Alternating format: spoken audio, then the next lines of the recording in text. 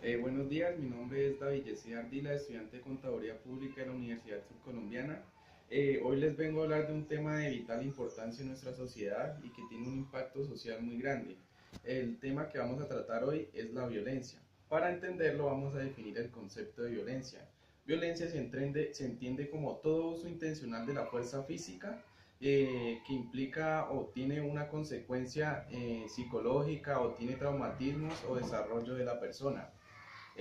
Dentro de este concepto de violencia encontramos unas subdivisiones, que son el maltrato infantil, la violencia contra la mujer, violencia juvenil, maltrato de las personas mayores, mutilación genital femenina, traumatismos y violencia. Y por último, violencia intrafamiliar.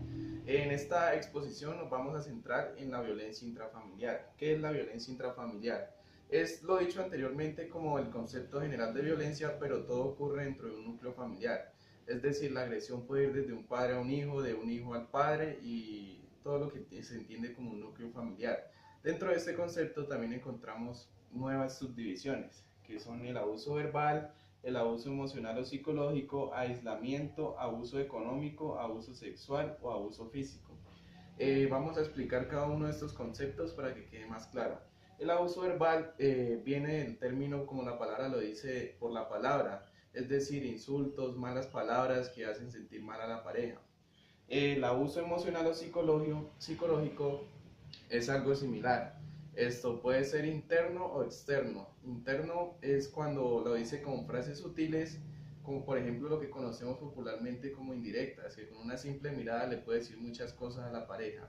O externo, que ya pasa del maltrato en público delante de otras personas y hace sentir menos a la persona a la que está diciéndole dichas palabras.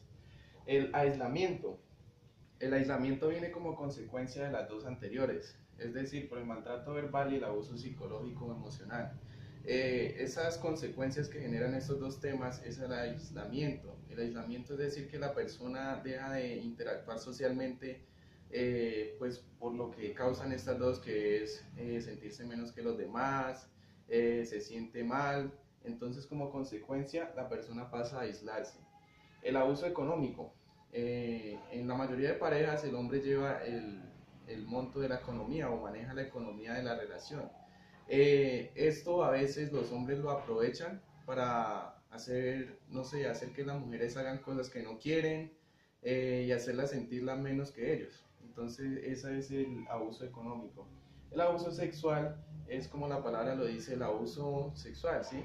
Es decir, que por ejemplo el hombre la obliga a tener relaciones con él cuando ya no quiere, o simplemente, pues, sí, eso básicamente es lo que pasa en el abuso sexual.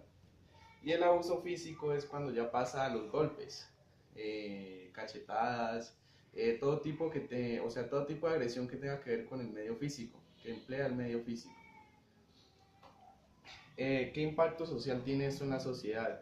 Esto actualmente en las escuelas, colegios, los niños más que todo sufren esto cuando ven a sus padres peleando, les causan los traumatismos, los niños se aíslan, trae todas las consecuencias anteriores que explicamos, debido a que viven en un entorno que no es agradable y no pueden desarrollar sus capacidades motrices.